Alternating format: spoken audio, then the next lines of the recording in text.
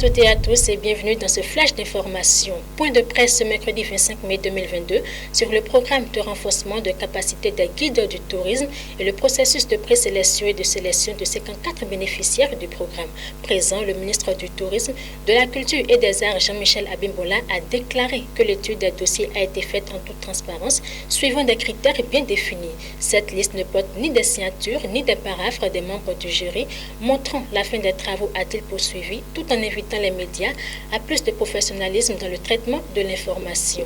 La cérémonie d'admission dans l'ordre national à titre posthume des 5 soldats décédés au cours de leur fonction dans le parc de Pendjari le 11 avril dernier s'est déroulée ce mercredi 25 mai sur la place d'armes de l'état-major général de l'armée béninoise. Elle a connu la présence des familles, de la vice-présidente Mariam Tchabitalata, du chef d'état-major général des armées Fructueux Baguidi, le ministre de l'Intérieur et de la Sécurité publique et celui de la Défense nationale.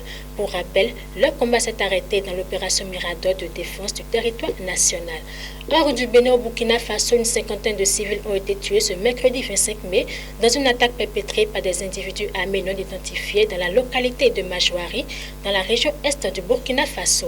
Les habitants de Majouari, sous la menace terroriste, tentaient de rejoindre Majago dans la commune de Pama quand ils ont été pris pour cible aux environs du pont Singou par des individus armés non identifiés, selon le gouverneur de la région de l'Est, le colonel Hubert Yameogo.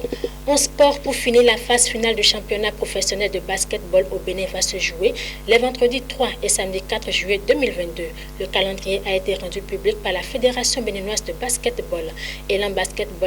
Élan Basketball Club, Coton Basketball Club, Énergie Basketball Club, Aspac Basketball Club, Bosco Star Basketball Club et Renaissance Basketball Club sont les clubs encore en lice pour ce titre. L'accès au gymnase de l'Institut régional de santé publique est interdit avant le démarrage de la compétition et ce, afin de permettre à toutes les équipes qualifiées de compétir dans les mêmes conditions. C'est tout pour ce mini-format de l'actualité. Merci pour l'attention. À très vite.